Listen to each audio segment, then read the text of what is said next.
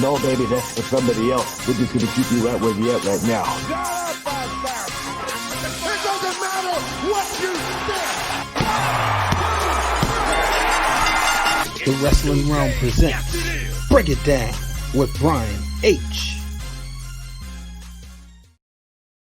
Hello, ladies and gentlemen. Welcome to this edition of Break It Down with Brian H. I'm your host, Brian H. Waters. And of course, I got my bloodline on the line, the one and only, the Britt Waters. Britt, what's going on?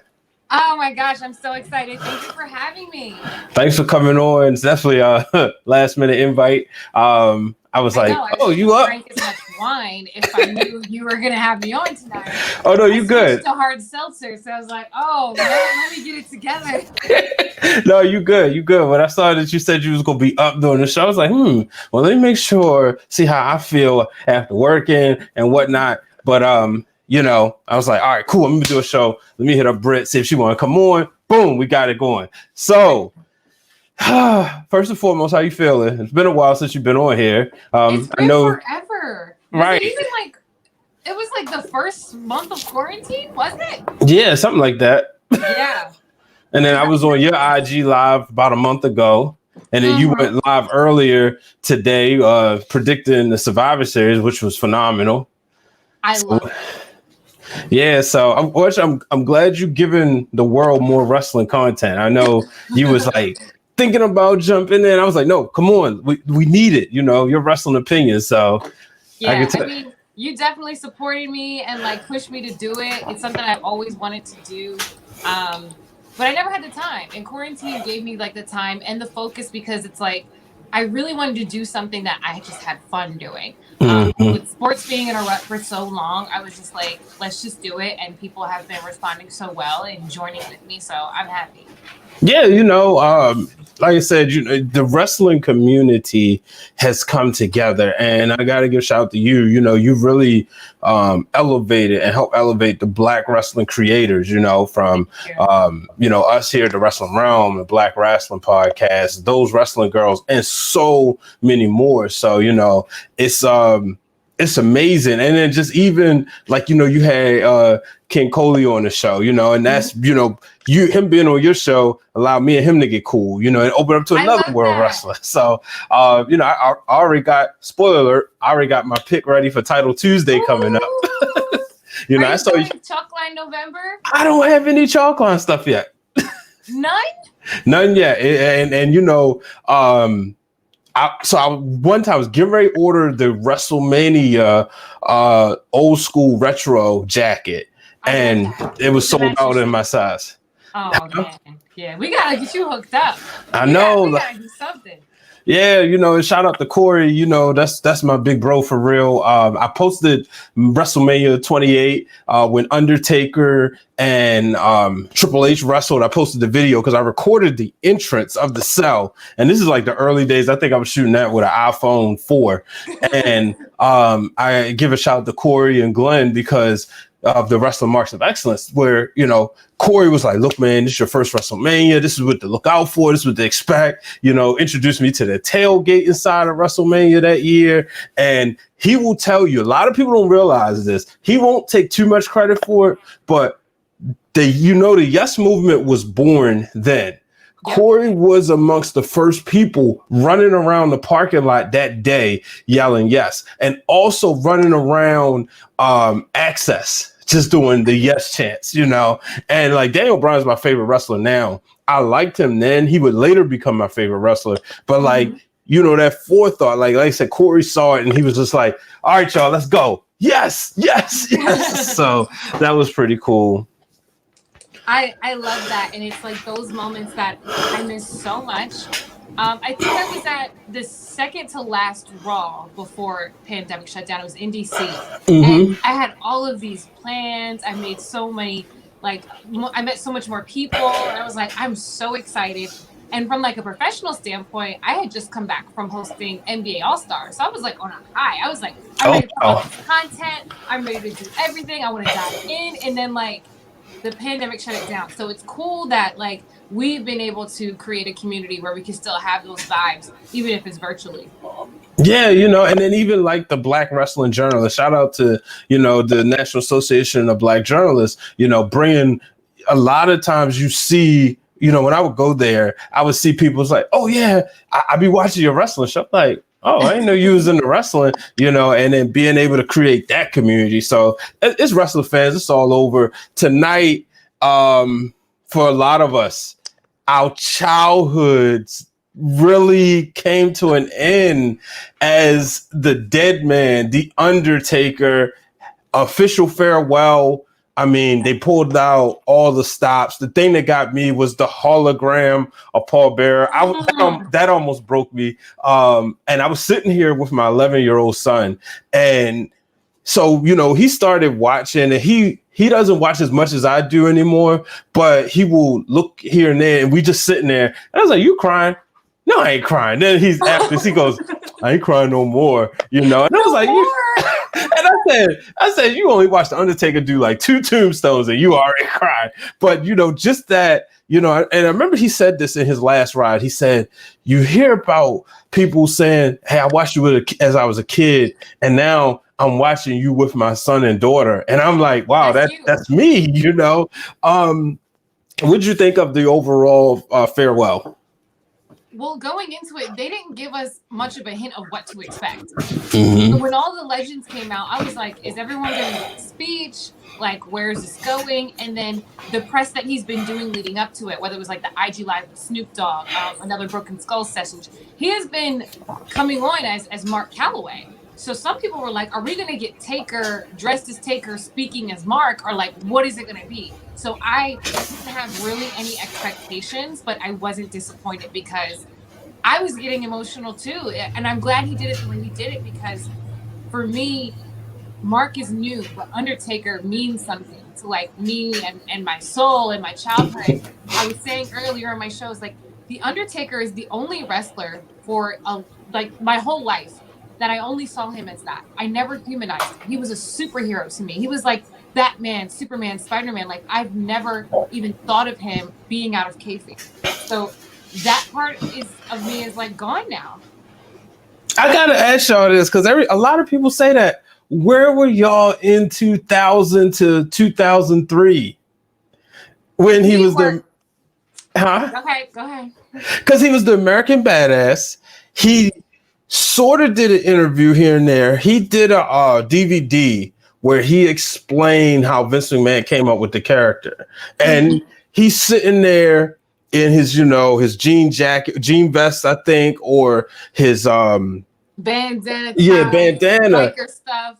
And he's just talking about, Vince McMahon called me, and he's like, I was trying to get the WWE, and they was like, oh, don't call us, we'll call you. He said, then suddenly Vince called, is this the Undertaker? And he's like, who the hell is this? And I'm like, so I understand what a lot of people say about the kayfabe, but I think around that time, Paul Bearer had did an interview, and he said, this is Mark. You know what I mean? He said, Mark loves to ride bicycles. Mark loves to dress like that. So I'm like, I understand you saying no kayfabe, but like, how did you feel then? Was he still that superhero to you?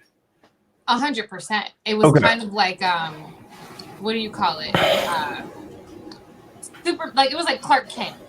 Like Clark Kent is like a real person, but like not really.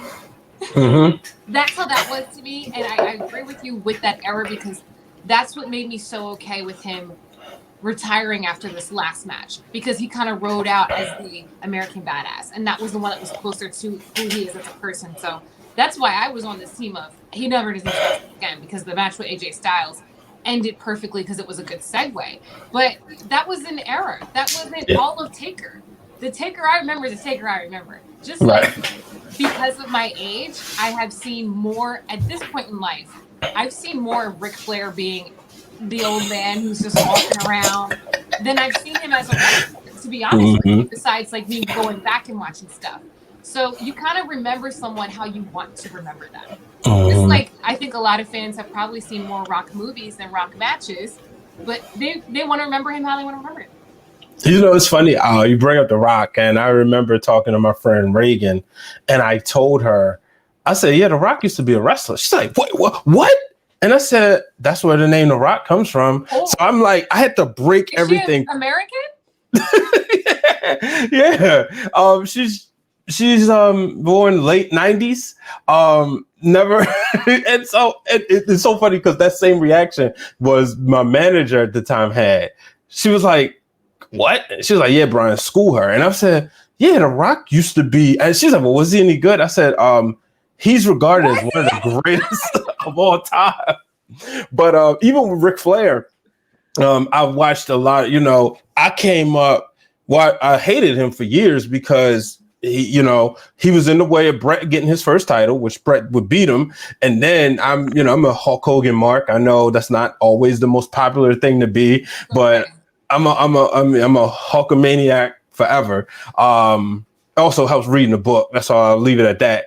But listening to Ric Flair was in the way. So I remember, short hair Ric Flair. I don't remember long hair Ric Flair, So I understand where you're coming from, but I look at the Undertaker.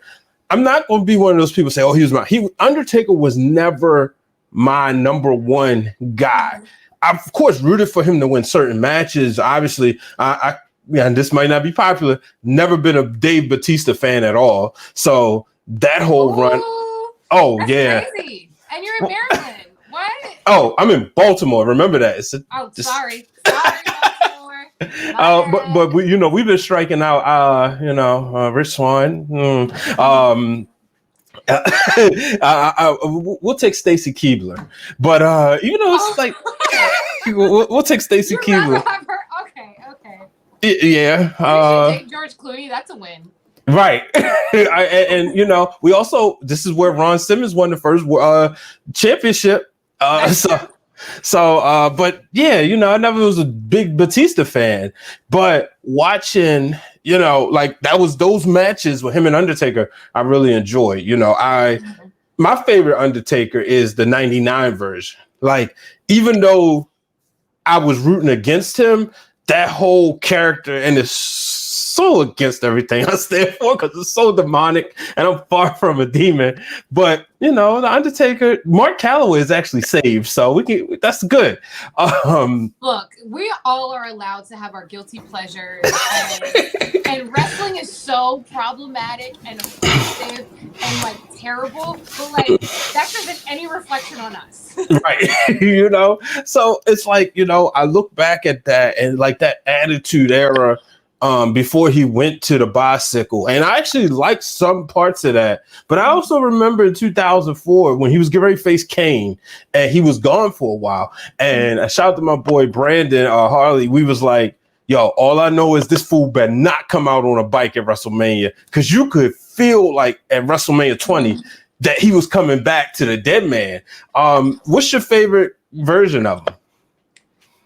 I mean, as much as I think the American Badass is closer to him, to me, it's always going to be that original Undertaker with Paul Bearer. It was just, that is the icon. When someone says Undertaker to me, that's what I picture in my head. And I think that's how it's always going to be. Yeah. Yeah. Yeah. And did you get a chance to look at any of the celebrations on the WWE Network? I looked at a few of them, but I took this whole week to just get into the recent interviews, whether it was watching Broken Skull, watching what he did with Snoop, looking at old matches, because when he tells a story, it makes you want to relive that moment. Yeah. When he talks about a WrestleMania moment, I'm the type that wants to go back and watch that WrestleMania and see what was the vibe around then, what was going through his head, now that I know what I know. That's what I've been doing for the most part to celebrate, because it's sad we can't get together.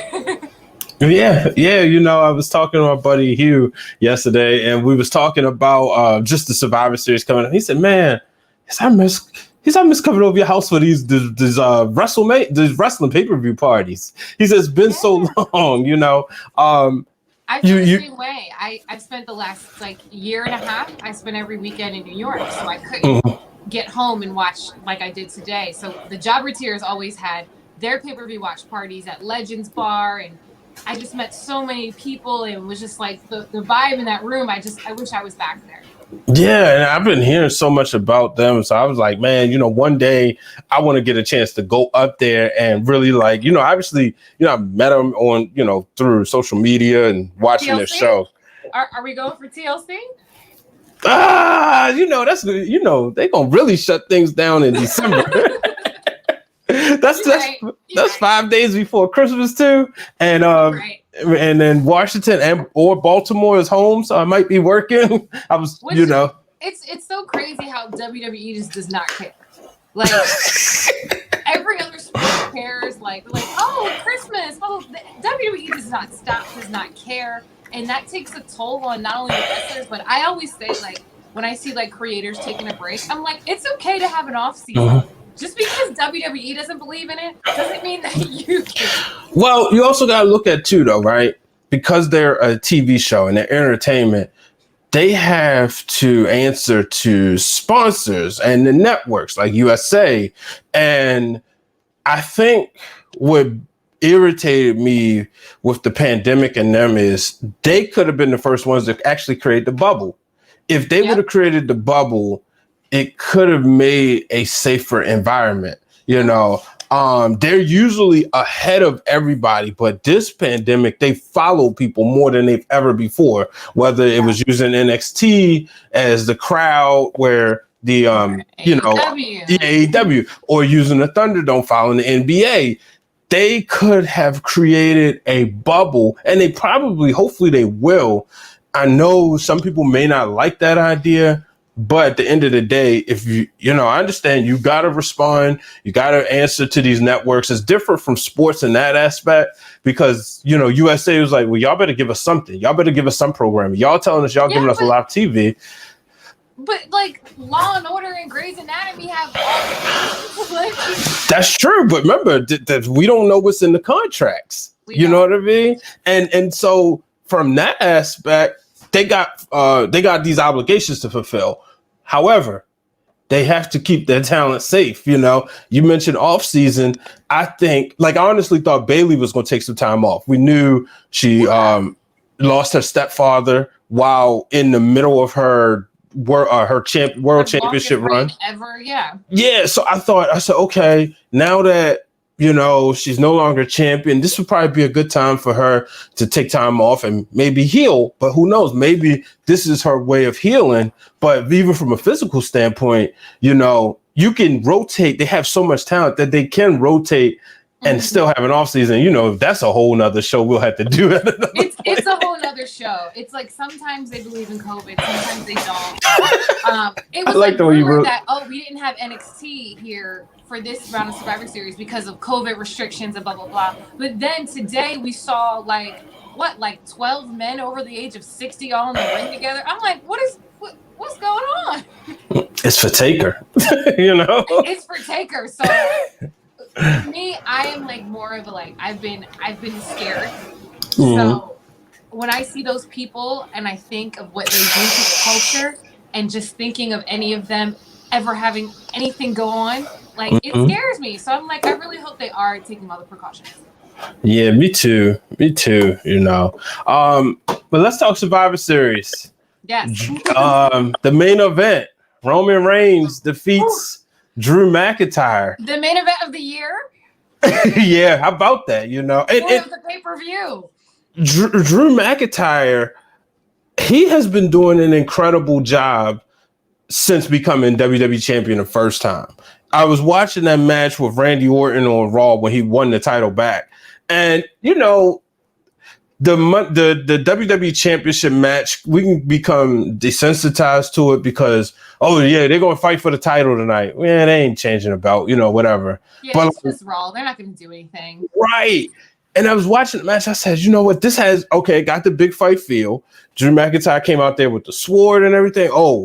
He's going over, but it was booked so well that you knew he had to give it his all. And a lot of people didn't like him losing the title to Randy just to get it back right away. But I was like, no, I think he needed that because it was I got hit in the mouth. Now I got to dig deeper, But tonight I thought they did a great job. I think we all kind of knew Roman would win, but it made sense, and they didn't. They were talking about it on commentary. They were like, was it Cole who was just like, Roman can't tap?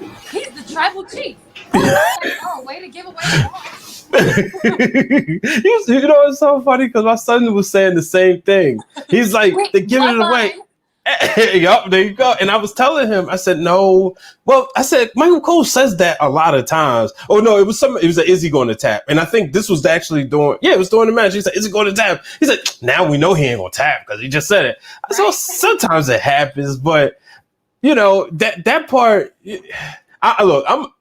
I actually like Michael Cole more than the average person. I do too. I'm a Michael Cole fan. I will respect him forever for getting us through 99 when wrestling was at its height, and then boom, Jim Ross gets sick with Bell's palsy, and you needed somebody to step in there to keep that momentum. And I thought he did a phenomenal job. But I thought this was a great match. You know, this was everything I wanted and more, because I wasn't sure. Like, we didn't get a chance to really get excited for this match because for a while we thought it was going to be Randy Orton versus Roman Reigns. At least I did. Yeah. So when I knew this, I was like, they did it in a way that like Drew McIntyre showed everything he needed to show, proved himself, and did such a wonderful job that it's going to ignite his reign as WWE champion. And you know, it showed you that like Roman Reigns deserves everything that he's saying and can back it up. And I thought it was a great match. It could go on and on and on. I think it saved the show for sure. Yeah. Well, you're speaking of saving the show. You talked about the women. You brought that up. I saw you tweeted at It's Britt Waters about the women saving the show. Let's start with Sasha and Asuka. Sasha finally gets that win over Asuka. And I remember, you know, when you was here before, which seems like eons ago, right, you was talking about, you know, you ain't want to see Sasha go over on Asuka at that time. Now, you know, obviously the situation is different, but I thought that it made so much sense for Sasha to get this win, especially, okay, she can't be Bayley, right? Yep. She can't retain the title. Did that. Now she can't beat Asuka. She's getting bullied by Carmella like every week. Yeah. And Carmella's same ass outfit that she keeps wearing. I'm so glad you brought that up because I was getting ready for the game today, and I was like, all right, let me tune into your wrestling opinion, and I was like, oh my goodness, I never thought about that. And it was so funny. You and the lady you was on the phone with. Oh, from the Wrestling Wind Down, yeah. Yeah, you talked about the outfit. Talk about that. Well, you know, we still want people to check it out because it's still available on your Instagram. Yes. But just give a summary of the conversation. It's just like, I think for women too, especially when you're coming out with a brand new gimmick of who you are, your gear means a lot. Your gear, I mean, Keith Lee showed you that. People were really mad when he switched up his gear. But like Carmella comes out with the same outfit 4 weeks in a row. And me as a woman, I'm just saying, it's leather. It's like a leather material. I know you cannot run that through the wash every week. Like, I just think it's nasty. So I don't know. She better come correct with a different outfit. Lacey Evans gonna have to have a talk with her, huh? You're nasty. But I do think that when it comes to respect as a champion, that the entire WWE universe has that respect for Asuka. Has that, like, you know, we already know you are a legend, you are an icon, blah, blah, blah. But a lot of people think that, you know, Sasha has pretty privilege as a 4 horsewoman. Like, people give Sasha a bunch of other reasons of why she is where she is, whether it's the way she looks, the way she can kill a promo, like her t-shirt sales, the grasp she has on the youth. But they don't really respect her as a wrestler as much as I think that she has earned it. So her beating Asuka here to me was necessary, and it adds to her reign that I've been begging her to boss up, and she finally has. And I thought she did it in a way that it didn't make Asuka look weak, but it made Sasha look strong. You know, I'm a fan of roll-ups and schoolboys and all of that. So I liked her getting the win that way. I wish you brought up about, you know, Asuka. The thing I want from Asuka is I want Nia Jax and Shayna Baszler to stop running from her. Y'all don't need those tag titles. You know, just go ahead and drop her. Go after Asuka so we can really see. Because I feel like every time Asuka gets the title, she can't really have like that real dominating reign. Nobody is even on her level on Raw. Like, who's on her level on Raw? Nobody, right? But the way Shayna was booked for the longest, it would make sense. It would make sense. Because you could believe, like Shayna Baszler, somehow you're like, I can believe that she can beat Asuka. So when Asuka beats her, that's like, okay, boom, that's a huge win for Asuka. You know what I mean? Nia Jax, just the way she carried herself as a powerhouse, and you know, she could be a little reckless.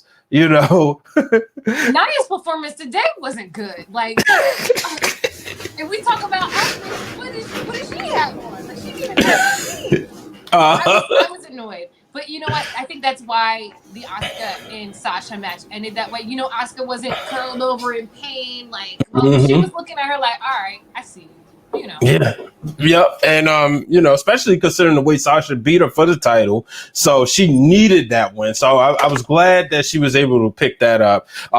You brought up Nia and because this is where I think this is exactly when I saw your tweet during the women's Survivor Series match. Because that's the match that woke you up me out of my seat. Because I was after the men's tag, I was just sitting there like, okay. And we're coming off a really, really good Full Gear. So I'm just like, what you gonna do? What you gonna do? And then I woke up during that match, during the women's match. I woke up and I was like, wow, this is great.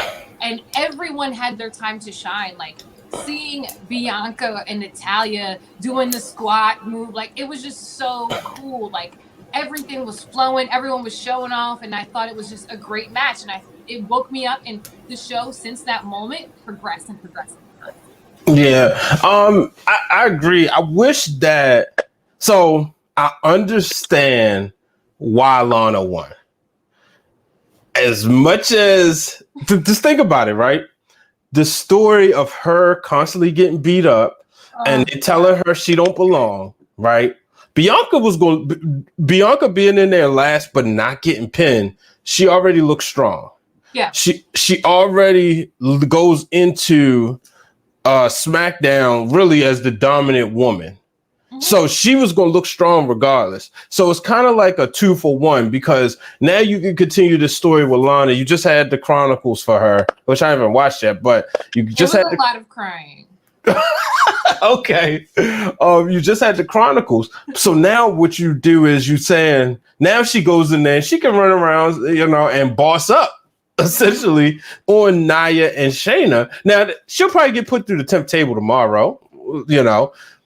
Which I'm, to be honest, I'm over that. Me too. You could do it 9 times. We don't need to see it again. Mm-hmm. And then it goes from WWE just goes from extremes, as we know. Lana's a heel, hate her. Lana's a heel to Lana's a face, love her, watch her cry over her internet bullying, and she does get a lot of and hate, which is crazy. But I think it's because people don't believe that she's worked hard enough to be in the ring. Mm-hmm. Pushing her by being bullied is not a way for us to like her and respect her more. Actually showing her wrestle, actually showing her, if she's been training with Natty, show what she's learned. That's how you get over in WWE. We didn't have to bully Becky to put her over. We liked Becky because we liked who she was. We liked what she did in the ring. Show us that, Lana, and then maybe people will get on board. Not oh, I feel bad for her. Give her a title shot. Yeah, it wasn't until WrestleMania 32 she made her debut. People didn't like it. Mm-hmm. I think that was her debut. Even when Naomi had her run, and it was well, you giving us Lana? You wouldn't put her in the ring with Lana, which she had to do something, because of the Money in the Bank. That was the first women's Money in the Bank, I believe. Mm-hmm. So it was so much, but I kind of get why they went that way. And it's also take that Miro or, go play your video games. Yeah, but this is her moment. I mean, it's whether or not Miro is such a big personality and Rusev Day was so big that it did overshadow Lana. That's the thing. Rusev Day was big. Miro, I don't think so. Miro's still working on it. Okay. He got angry, right? And all this other stuff. He said, Vince McMahon said, no, man, they making fun of you. I don't think people was making fun of him. People wanted Rusev Day. No, people were all the way on board with Rusev Day. Yeah. And Lana didn't really capitalize off of that. Nobody did, to be honest with you. Yeah. But it goes to show you it was Rusev Day, owned by Vince McMahon, that was over, not Miro. Zack Ryder got over on his own. Yep. Matt Cardona, I believe if there were fans, like, you know, if he would have came to DC, no, Long Island, right? If AEW was in Long Island and Matt Cardona ran out there, because he got over on his own, the podcast and everything, I believe people would have been screaming. Like at that point, wrestling fans weren't screaming for Miro when he was at WWE. So why are we screaming for him at AEW without like a big match happening? And then you throw him in a tag division. Like, what? It was this really weird transition. But I feel like this is Lana's moment because she's not going to be overshadowed by her husband. She's not going to get a weird marriage angle. Like, let's see what she can do. You know, I personally, I'm gonna bring up somebody in the match, Lacey Evans. Yeah. I'm not a fan. Never been a fan. Okay. How do you feel? We here. Especially this odd pairing with Peyton Royce, because the Iconics were so over. If you're going to split them up, work with them as single stars. Don't put her with Lacey Evans. Lacey Evans, she needs something to freshen up whatever she's working on. And I think a feud would be the best, because I didn't hate her so much when she was thrown into that like Becky Seth thing. Like, I didn't hate her so much. I thought she was entertaining, but now she's not entertaining to me. She's just annoying. Yeah. I'm gonna take you old school. It's like breaking up the Rockers, right? Mm-hmm. Only to put Marty Jannetty with 1, 2, 3 Kid. And it doesn't make sense. Right. You know, yeah, they won the tag titles. I think they held them for like a cup of coffee. But or maybe they didn't, but it was like, you know, you break him up to put him here. You know, you broke up there was another team, the Smoking Guns, and then you put Rockabilly with Road Dogg. Well, that actually worked. But you know, Road Dogg to go with K Quick, you know, which it built R-Truth and Ron Killings as a brand. But you know, it's just so much stuff. Like you said, why are you gonna break up the Iconics just to throw her quickly into this tag team? And for me, it's different because of how over the Iconics were. Like, and because people were really seeing that potential in Peyton Royce. It's like if Big E suddenly teamed up with Street Profits, how crazy the WWE universe would go. You'd be like, you made him leave the New Day to tag with someone else? You made him leave his brothers? And the way that Billy Kay and Peyton Royce were really connected even off screen. Bingo. Made no sense. And I feel like Lacey Evans needs Peyton and Peyton does not need Lacey. Now, what did you think about Bianca Belair, and what do you think happens with her after tonight? I think she came through. She slayed. She looked great. She looked athletic. They kept her strong. She was flexing in there. She has a way of showing off while staying humble, and I think it's likable. I think people are going to love her. I like that she's still on the brand, same brand as her husband, but I hope she stays kind of away from them and really makes her own path. I see her getting closer to the Riot Squad.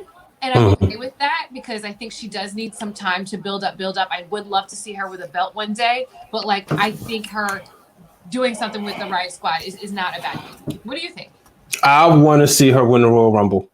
She killed it in the Royal Rumble last year. Yeah. I want to see her win. I want to see her and Sasha at WrestleMania, and I want to see Sasha put her over.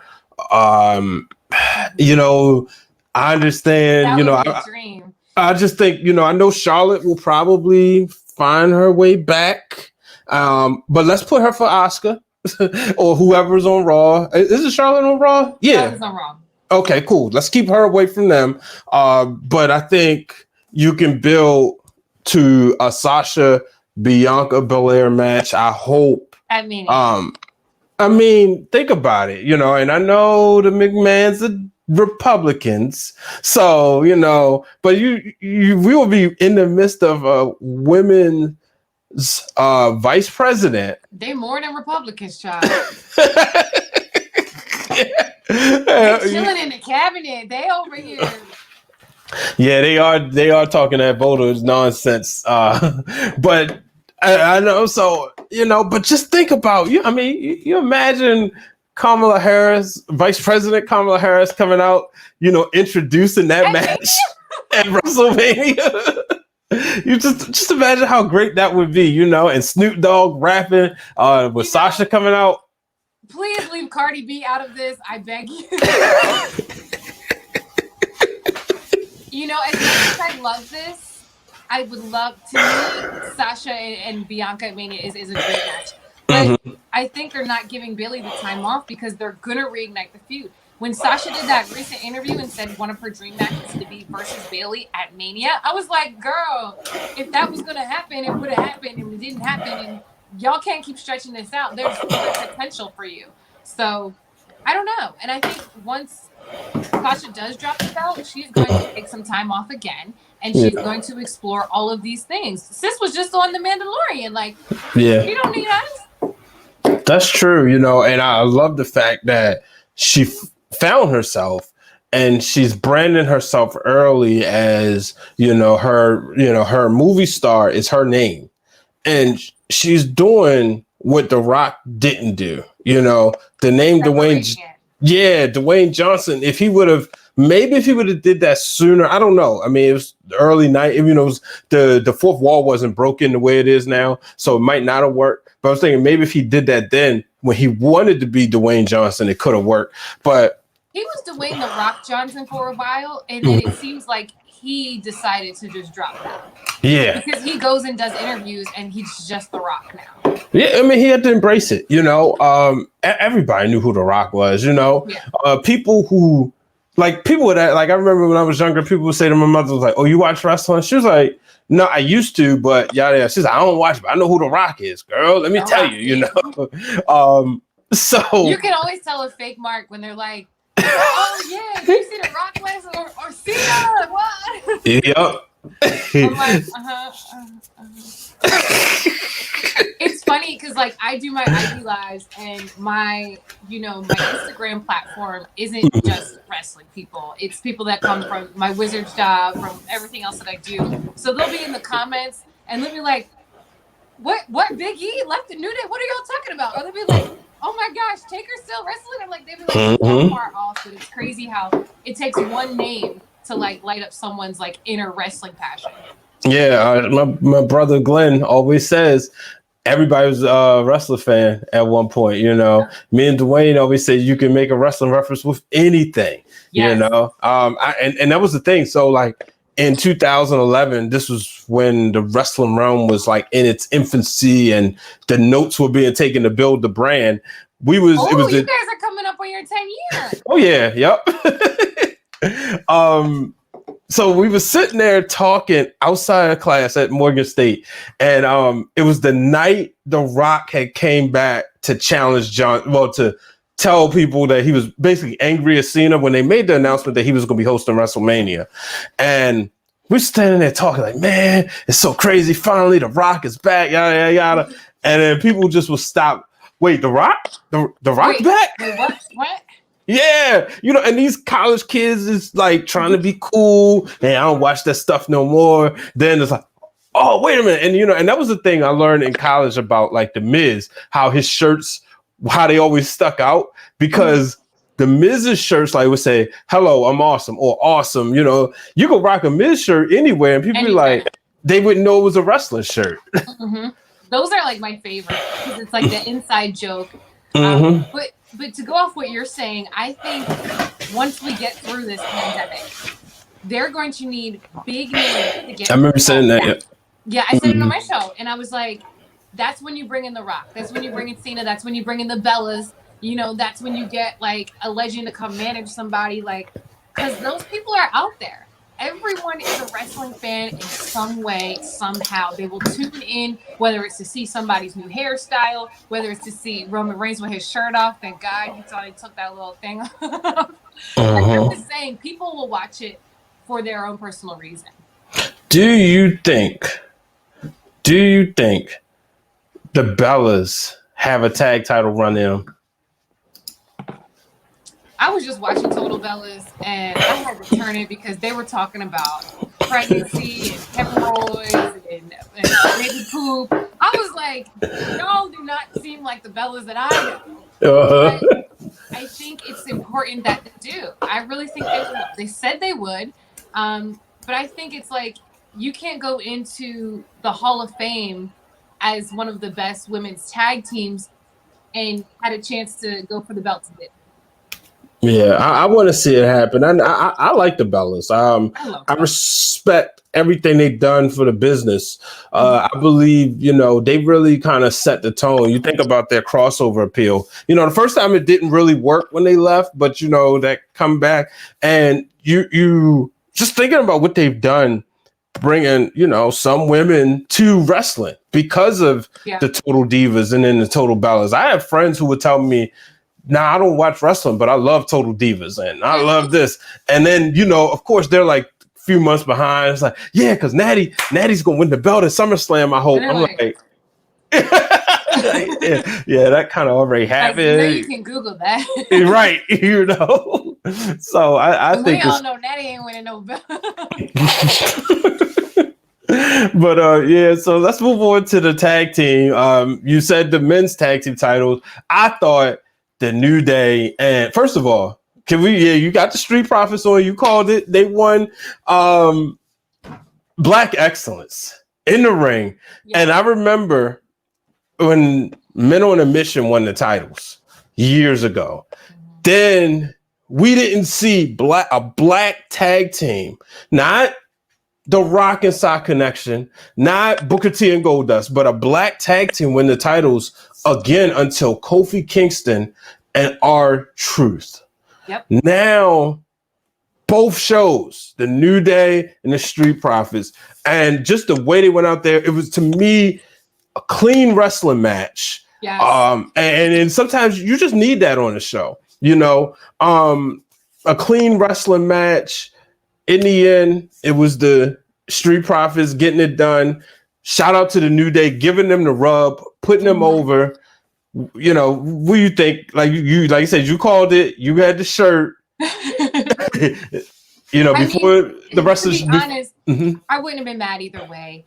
I think this match is so much bigger than what we're seeing, and people will look back on it and remember this moment, not just because of the Black Excellence, but because we haven't seen really good tag team wrestling on WWE in a while. And just to show off why tag team wrestling is important, why it looks good. I understand that because of money reasons, it's not as popular in WWE. It's all about money. If you book a tag team now, you got to pay 2 people to go to do an appearance. Thank you. I'm glad somebody understands. Well, I wouldn't expect nothing less from the Bloodline, but a lot of fans don't get that part of it. It's definitely a money thing, but I was looking on Twitter, and even FTR from AEW congratulated, thanked the Street Profits and New Day because it was just a good show of what tag team wrestling should be like. It shouldn't look like 2 people who you randomly took together 2 hours before the show and put them with this person. It's people who know the movements, who just work so well together.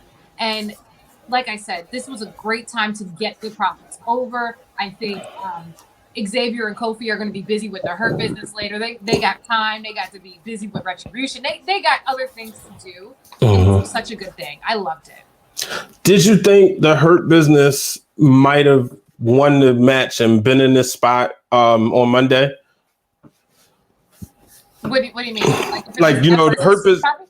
Yeah, because the Hurt Business fell short to the New Day last Monday in the tag team title match. Had they won, they would have been the ones to face the Street Profits. Did you think there was a chance the Hurt Business would have won?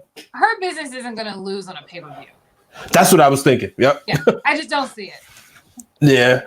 So, because at first I was like, oh, that would be cool. But then I thought it would be It wouldn't be because we've been kind of like having this Big E and Street Profits thing. Which I love. Those are so hilarious. They both kill promos. And it's like, this is the time where it's like, okay, that you have two teams that you really love. Face versus face is like something I enjoy.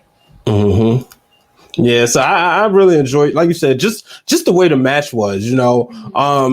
And I remember a time when WWE was doing good tag teams, like in the Attitude Era. You had, I always think about SummerSlam '99 when you had a tag team turmoil that featured Edge and Christian, the Hardy Boys, the Acolytes. I think the Dudleys was in that match also, Hardcore and Crash. And then the tag team title match was actually two makeshift tag teams, but it made sense. X-Pac and Kane versus Undertaker and Big Show. But, you know, you had like these tag teams that made sense, you know, but, you know, sometimes they get away from it. But I don't like the titles. I don't like the belts.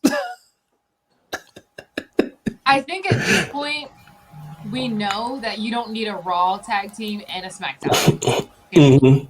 It should be like the women's, but it's sad that it should be like that because it's sad that you guys aren't doing enough with the titles for them to mean more, and for them to need one on each brand. But at this point, yeah, the tag division needs help, like AEW women's division needs help. Like it's a dire need.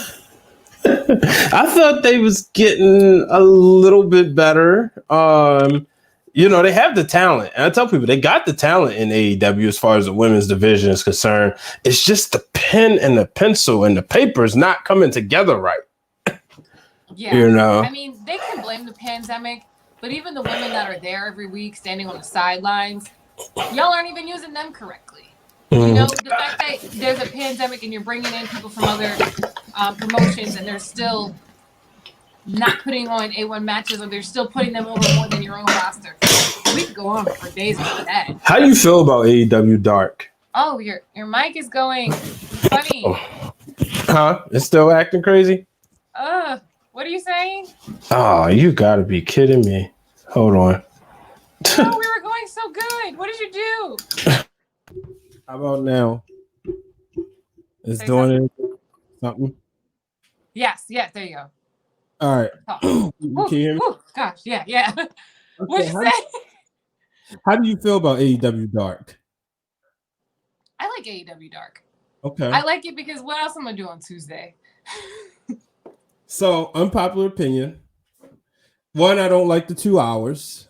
But I think the thing I don't like is when you bring in all these superstars from everywhere, I know they're going to lose. Always going to lose. And for a while, it was just like, you're going to see 5 black wrestlers in a squash match for a reason. You know what? When Dark hit me, it was like recently that promo on AEW where Jade came out. I was just like, this is why Dark is so important because Jade came out and everyone was like, what? Like who?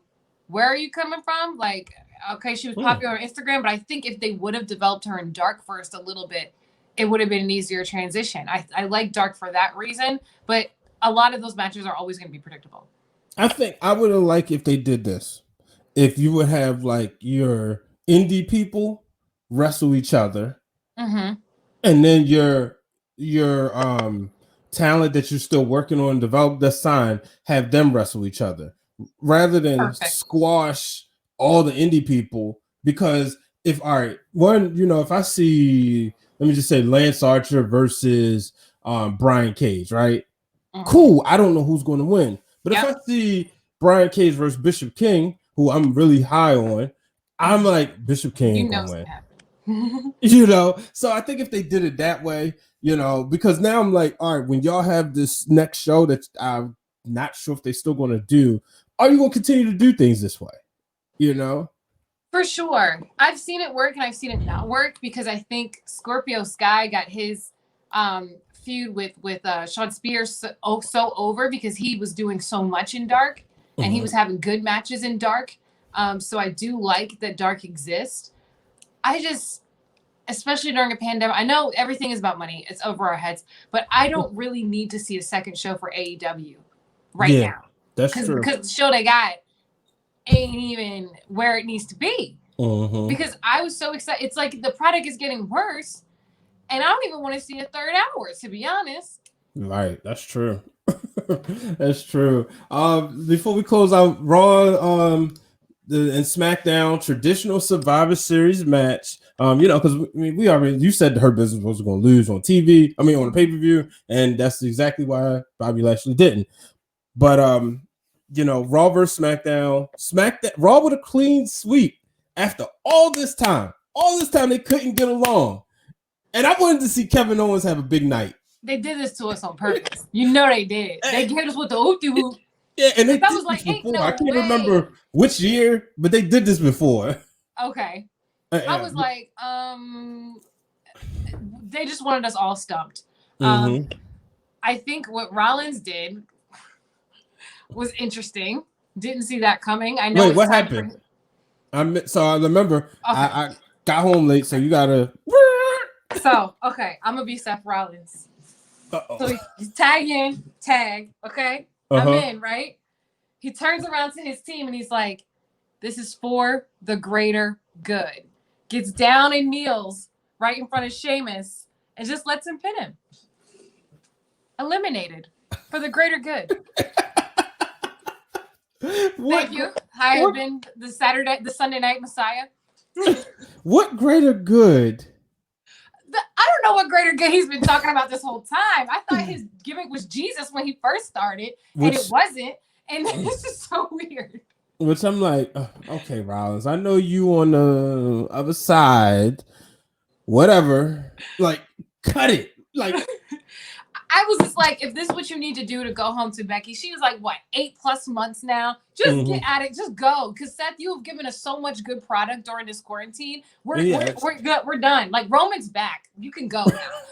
And the thing is, like, as much as I got tired of the eyeball match and the stuff with Rey Mysterio, the matches that they were having outside of that one actually were good. I mean, when it comes to Seth Rollins, there's no denying he is truly one of the best in the ring. Like I said, I hate everything about the gimmick because it's like, okay, you're being blasphemous, but no, it's not for him. It's not blasphemous, but it's like you're making fun of people.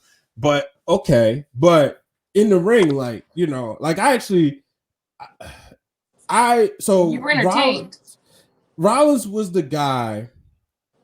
There's very few people when they win that title that they can hold on to it before you get bored. He was one of those people that I never got bored with his very first title reign. Then he comes back and he just didn't have that juice yet. The match at WrestleMania 33 with Triple H was way too long. And it was like he was always trying to find himself. Now it's like, dang, you really found yourself, but I don't like this. He's a superstar, and he's killing the gimmick because even people like us are like recognizing it. Yeah. I cannot agree with something, but I can like Bingo. Recognize it as good product, and that it's working, and that it's getting us through. And I think the bar isn't as high anymore because you're not in front of fans. And he really just the amount of people he's put over. The storylines he was able to develop, like Seth did a really good job, but I hope he does take some time and come back as something different. Yeah, I always thought that, to me, when he had that run, I said he's the next big megastar. I will put him in the lines with the Shawn Michaels, the Bret Harts, somebody that when I look, like, I don't put Batista there. Like, to me, we know you hate on Batista. I look, I got the for Christmas one year, my sister bought me the 50th anniversary, the WWE 50th anniversary DVD, and I'm looking and I saw Batista and I'm like, who's out of here? Like, why is he even on the cover? He actually blocked me on Twitter, what I was going for, because when he came back and won the Royal Rumble, I was mad. Wow. I was so mad. Wow, that's pretty cool. Like, you need to put that on a T-shirt. Batista blocked me on Twitter. Blocked by Batista. Like, that's T-shirt worthy. But you know what though? I gotta give him his props because he stood up for Black Lives Matter. So I was like, I can't hate on the man no more. I don't like the character. And he does a lot in the community, and me being like the Wizards host, he comes to the Wiz games and supports. Like, I can't hate on Batista, but I mean, as a wrestler, maybe a little overrated. Yeah, thank you. I'm glad somebody else It's realized okay. it. Yeah, I mean, it's funny because like when Randy Orton said what he said to him, I was like, got him. Got him. I will But defend Randy to the death of me. Like, Randy, nah, don't get me started. I have like a love-hate relationship with Randy Orton. This is on the love side now. And the reason is because we all know Randy. He does when he's ready to show up, he shows up. But if he don't, he phones it in. He don't care. To me, it's the Kobe and Shaq, right? With him and Cena. If Randy Orton had John Cena's work ethic, he would literally be the greatest of all time. Yeah. When you write out his longevity is showing that perfect superstar, and with the way they can, just all the abilities, the attributes, is Randy Orton. The only other person is The Rock. Yes, and I think even The Rock now, The Rock can do anything. He's the promo killer, blah blah blah. I don't think people realize just how long Randy's been in the game and been on top of the game, and the capacity that he's in. I think a lot of people from his era, yes, they still exist in this world, or yes, they could come back and still wrestle, but they can't carry on and captivate a whole new generation of stars the way Randy is. Gen Z is never going to be in love with Edge as much as they are with Randy. Mm-hmm. He's still he's like the LeBron James. He's still in his prime, in his 17th year. The guy, and what, he started in 2002. Forever ago.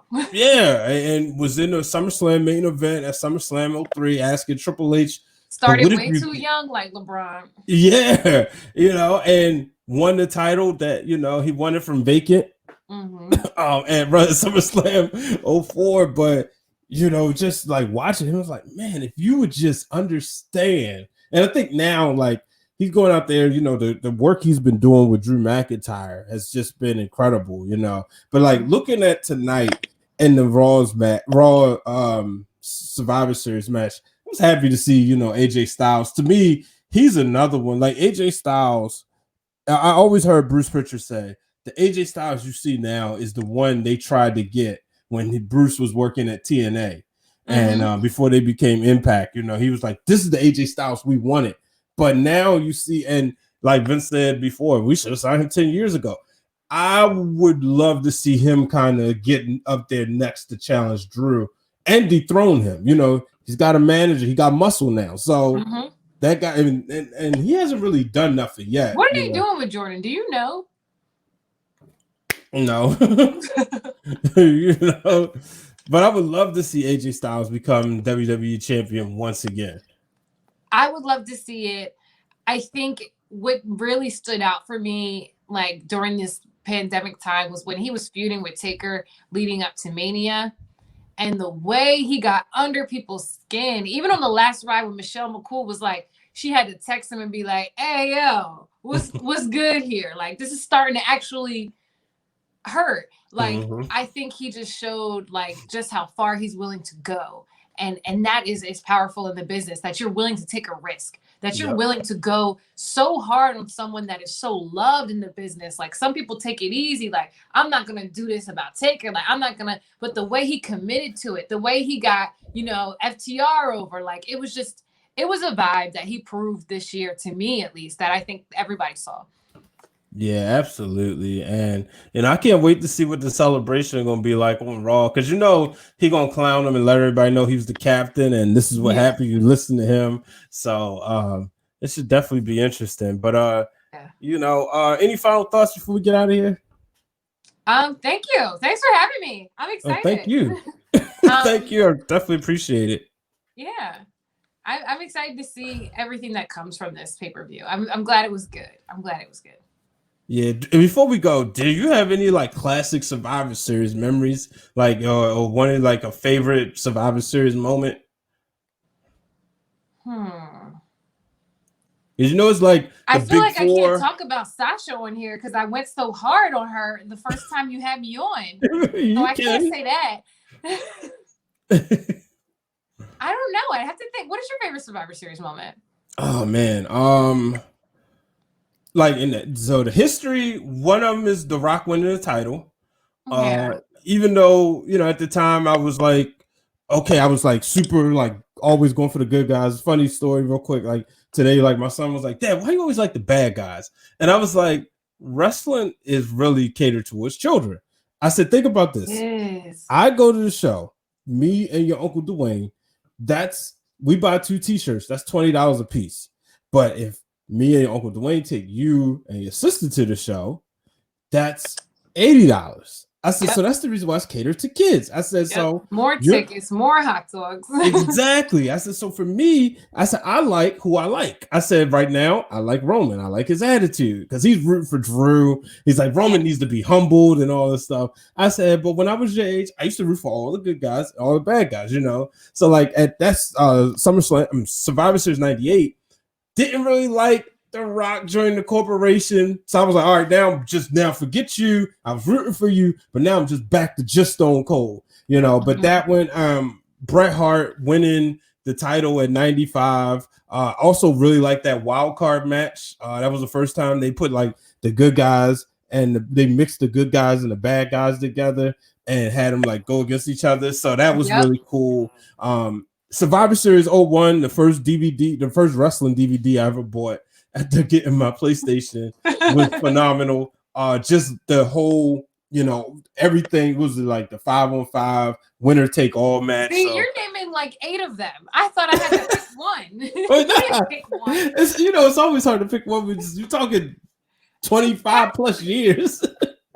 So now what's yours? Was there some of yours? I think, like I said, a lot of these will stand out. Like you're saying, everything that you're saying, I think that people maybe 10 years younger than me will look back and be like, remember during that crazy pandemic and you saw that wild tag team match with the New Day and Street Profit. Like, I hope that sticks for this pay-per-view. Yeah. So you don't have no historic ones though? I can't think off the top of my head right now. Yeah, I have like really favorite matches. And I tend to forget which pay-per-view they were on. So what are some of your favorite matches? I am like a big Mick Foley fan. Okay. So one of my favorite, I loved his like feud with The Rock when they did the empty arena match. That was so wild. And I feel like it was so before its time. Like that is something that stands out to me. I think he was one of the best to do it. So a lot of his matches are my favorites and they stand out to me. So I'll have to go with that one. That one stands out. Like I like that because it was so wild. And at that time I never thought I was so used to looking and seeing things happening in the ring that we didn't get matches like that. They need to actually bring it back. This is well, so this was actually okay. My friend gave it to me. It's been through some things. That book has been through some things. Yeah, my old car. My my friend Megan gave it to me. She was just like, hey, I'm finished reading this, you can have it. I said, okay. So when I used to work at Best Buy and I was a sales operator, so my job was just to answer phone calls and sell over the phone. So in order for me to stay in my seat, I would read wrestling books. So that was the first one I read. I read Jericho's second book, Bobby Heenan's book, Vince Russo's book. What do you think about his upcoming book where he said he would talk about every match he's ever had? I'm like, how long the book gonna be? Right. That's interesting. How does he remember that? Right. And you know how we kind of currently feel about Chris right now. So it's like, oh, all right. So it's like, side note, I'm gonna have to bring you on here. We're gonna probably bring some other people. I was thinking about a show, and can people come back? Will we after the X? After the X, can people come back? As we sit here and this racial pandemic, we see in people in wrestling show their true colors. Will we let some of them back? You know what I mean? And it's like, what do you mean by back? Like back into celebrating them or back into, are you coming to the cookout? Because I don't believe in cancel culture. Like I really don't believe in it. I've been on the other side of it. I've made mistakes in my broadcasting career and had people throw them in my face. And I'm like, yo, you mad at me about something I said in the heat of a moment on live radio when I was 21. Like, I think everyone makes mistakes, but just like you were saying about Jericho, I mean, when I said what I said about him on my show, The Little Less of the Bubbly, it was about him. That doesn't mean I'm going to stop watching AEW. I'm going to stop buying his stuff. I'm going to stop giving him my money so he can give it to whoever he wants to support. I'm going to stop buying his champagne. I'm not going to buy his stuff, but I'm still going to watch his matches. Like, that's just how I am. I can't cancel someone as a wrestler. Like, I'm saying there's probably bigots and racists who I just probably, like, they could be my Starbucks barista that I don't know. It could be my delivery person. It could be my mailman. It could be, a teacher at your children's school. Like, sometimes you have to compartmentalize just so you can still appreciate, the entertainment. Yeah. It's hard because, so this is going to sound real bad, right? I'll watch Chris Jericho versus Chris Benoit, all their matches. Mm-hmm. But I don't listen to R. Kelly. Like, that's different. There's a difference. Right. There's a difference. But is it though, right? Because both of them are horrendous. Yeah. And I'm taking Jericho out of this and thinking on the Benoit side. You know what I mean? But so I'm like, I know in some ways I contradict myself. Like for Hogan, for instance, right? Everybody hated what Hogan said. Mm-hmm. And this is, I know I'm going to get heat for this. Read his book. You sure are. I read his book in one of them times I was sitting at my desk reading books. And upon reading his book, I stumbled. He talked about Layla Ali, not the WWE 5 version, his own version. I mean, like some of the stories are similar, but this one he goes in deeper. And I don't know if you remember when he had an A&E special and he talked about killing himself. And he said he had the gun to his mouth and Layla Ali saved him. And he said he went to church, he got saved. And he said at the time he was going through so much, wife divorcing him, Nick was in trouble and in jail. So when the tape came out, my immediate reaction, because I had read this book, was like, timeline. When did it happen? Oh, this happened around then. Oh, okay. So yeah, that was messed up. Don't like what he said.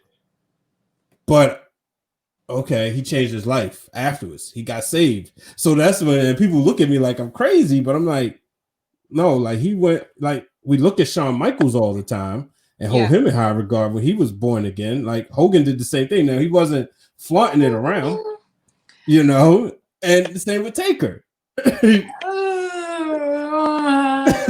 So that's where always, I mean, I think Hogan, because of the platform he was on, and so many of us adoring him, it hurt more. And you can't tell someone how to process that hurt or when to be over that hurt. I was talking when I was on the Black Wrestling podcast. They hit him with that Red X. I know. But I was just like, y'all still got to watch the movie when it come out.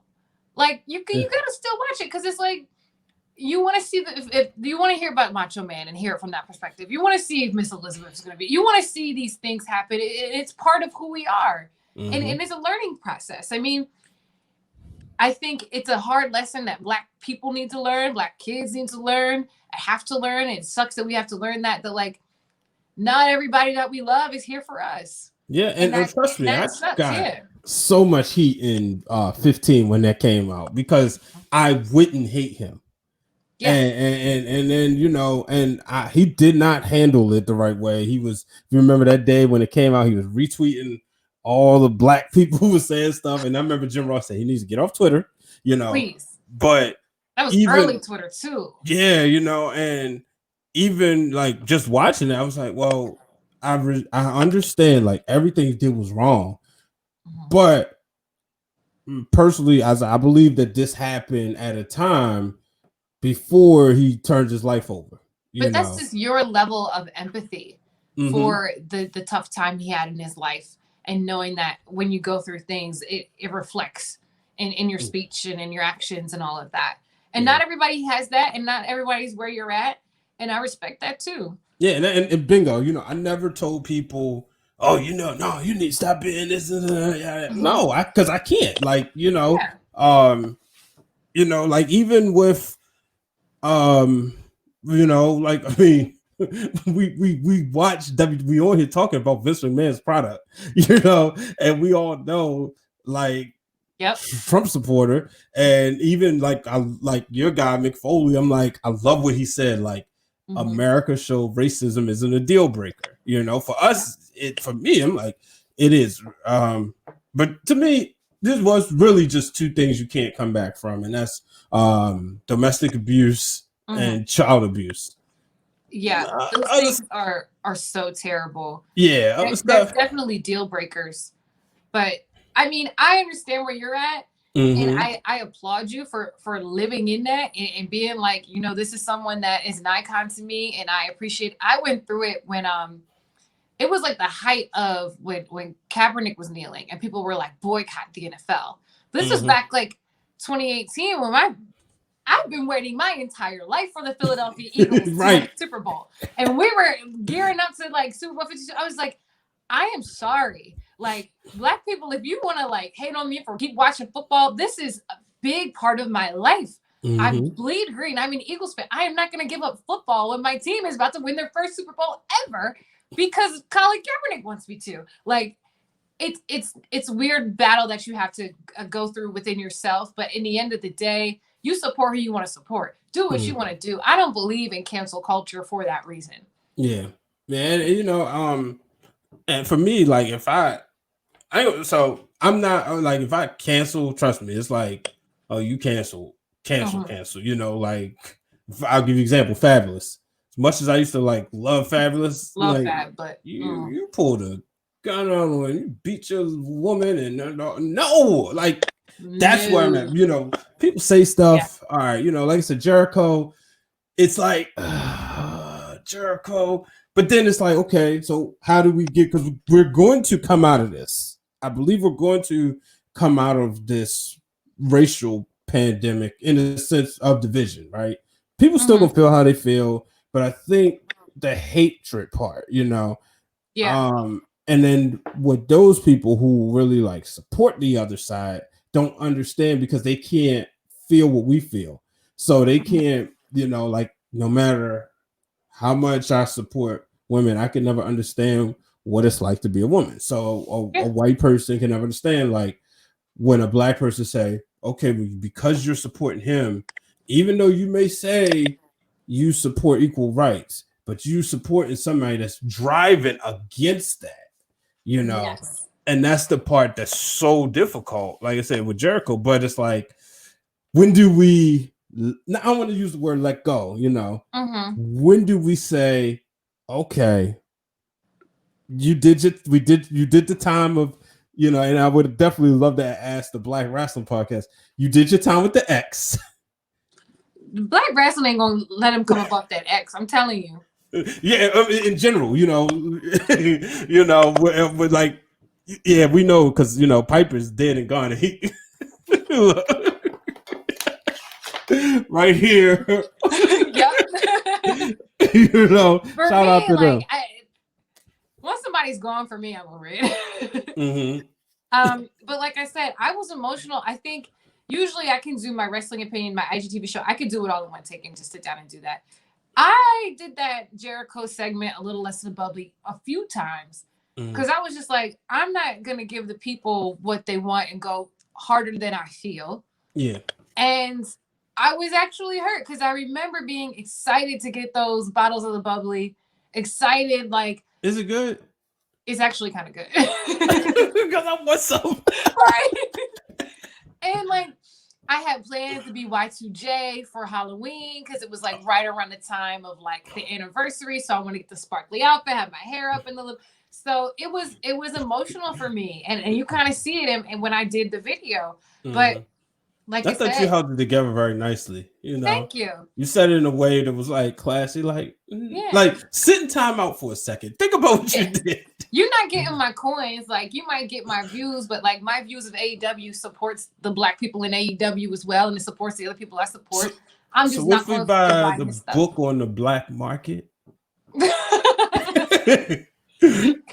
By the e-version, I don't know. Hey, I had a bunch of torrents for a few of the wrestling books. I ain't gonna lie. Somehow I found a torrent and it was like a whole matter of fact, I might still have it. I'll let you We know. can get on a press list probably. Right. You know, it's like, how do I do this without support?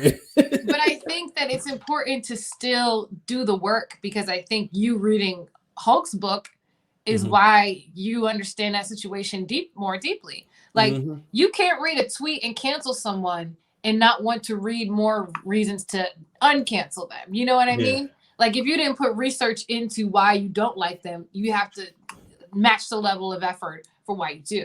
Yeah. That's true. I had that battle with people with Brandy Rhodes. Like they be going so hard on sis, and she said some things, but I'm like, she's also very new to this type of platform. She's been on WWE. She's been doing this for a while, but like the limelight she's getting now, she was in the back, like she wasn't front and center, you know. And like even when she talked about trying to, like, she didn't fit in with the community, you know, I felt bad for her, because I'm like, that's not something that should have been it would probably be easier for people to understand if it wasn't on paper. Yeah. And it wasn't the time. But if let's say if she was talking to you on your show, right? Yeah. You could have asked her, Brandy, come on the show. Certain questions. You could have said, okay, and then maybe people would have heard her as opposed to reading words, because it could be totally different when you just reading words, what? And then, as opposed to hearing it from somebody's emotions, you know. And then, like I said, it's just the wrong time, because it's like, yo, we all trying to come together. You said, oh, like, girl, this situation is not about you. It is not about me. And it ain't about you. It was everyone. So I think it was the timing of it. She was trying to do too much at once and be too honest. But then later on, like with the promo she did with Jade's interest, I was like, I'm seeing why she said what she said. Because people are saying, oh, she's not allowed to talk like that. She's not allowed to act like that. She's not allowed to. I'm like, she could do whatever she wants. Like maybe that is who she is. You don't know. It's weird. Exactly. And she gets buried because everything that Dustin says, everything that Cody says gets on her. Like, it's tough. It's tough. Yeah. I know a lot of people that canceled her early on, and I'm like, I won't. Nah, I won't. Some things. Look, I don't want to see her wrestle. To be honest with you, I just want to see her on the mic. Some work. You know, I know. I always. So me and Glenn had this joke. Yeah, I'm gonna say it on air. I'll take the heat for it. But we always said, like, man, Dusty probably be like, nah, baby, you don't need to be in the ring, baby. You too, sweetheart, you too beautiful to be in the ring, baby. Daughter, no, don't do that. No. Exactly. It's all jokes, folks. It's all jokes. For me, it's like there's not going to be a black woman who is a chief brand officer of a wrestling promotion and me not support her. That don't make no sense. Bingo. Makes no sense. So I'm like, yeah, she can do a few problematic things, but it's going to take a lot more for me to cancel someone in that position who looks like me. Right. Because it doesn't happen a lot. You know, so Brandy, holla at us, you know. We can do some. We can come into the bloodline, girl. It's okay. We got your back. Exactly, you know. And like I said, I love to me, like you said on your show, and you being a woman validated what I was saying. I was like, look, I think if you say that, you come at a lady, man, she gonna jump on your neck the same way. And then when you said it, I was like, okay, so here's a woman saying it. She said exactly what I said. Like, that's exactly what's gonna happen. Absolutely. And we know that in our blood, in our community, we know that. I'm like, I speak a certain way all the time because that's just how I speak. But like you mess with my family, you mess with my money, you mess with my business, best believe I'm coming out of character. We all do. Yep. Oh man, we'd be sitting here, had a whole second show. I know. We got material. That's good. We got material for some upcoming shows. So let the people know where they can find you. I'm pretty sure they know, but in case they don't. Oh, whatever.